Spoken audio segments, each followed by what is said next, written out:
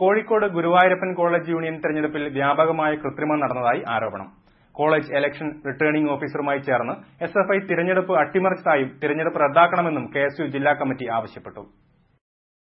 കഴിഞ്ഞ 29-ന് കോഴിക്കോട് ഗുരുവായൂരപ്പൻ കോളേജിൽ നടന്ന യൂണിയൻ തെരഞ്ഞെടുപ്പിലാണ് വ്യാപകമായ കൃത്രിമം നടന്നതായി കെഎസ്യു ആരോപിക്കുന്നത്. തെരഞ്ഞെടുപ്പുമായി ബന്ധപ്പെട്ട് കോളേജിൽ പ്രസിദ്ധപ്പെടുത്തിയ പോളിംഗ് കണക്കനുസരിച്ച് 1284 പേർ വോട്ട് ചെയ്തതായും ചെയർമാന് ലഭിച്ച വോട്ട് 1317 എന്നുമാണ് രേഖപ്പെടുത്തിയിരിക്കുന്നത്. കോളേജിലെ ഇലക്ഷൻ റിട്ടേണിംഗ് ഓഫീസറായ അധ്യാപകനുമായി ചേർന്ന് തിരഞ്ഞെടുപ്പിൽ ഇത്തരത്തിൽ കൃത്രിമം നടത്തിയാണ് എസ്എഫ്ഐ വിജയിച്ചതെന്ന് കെഎസ്യു ജില്ലാ നേതൃത്വം ആരോപിച്ചു.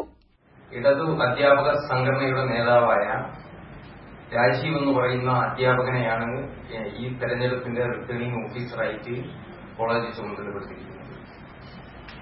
തെരഞ്ഞെടുപ്പ് കഴിഞ്ഞ് 2 ദിവസം കഴിഞ്ഞതിന് ശേഷമാണ്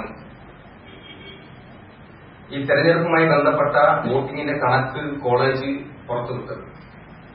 ആ വോട്ടിംഗിന്റെ കണക്കിൽ നോട്ടീസ് ബോർഡിൽ വെച്ചിട്ടുള്ള കണക്കെന്ന് പറയുന്നത് ടോട്ടൽ പോൾ ചെയ്ത വോട്ട് 1284. 1284 വോട്ട് ടോട്ടൽ പോൾ ചെയ്ത സമയത്ത് ചെയർമാൻ പോസ്റ്റിലേക്ക് മത്സരിച്ച ആൾക്ക് ലഭിച്ചിരിക്കുന്നത് 1317 വോട്ടാണ് നോട്ടീസ് ബോർഡിൽ ചേർക്കുന്നത്.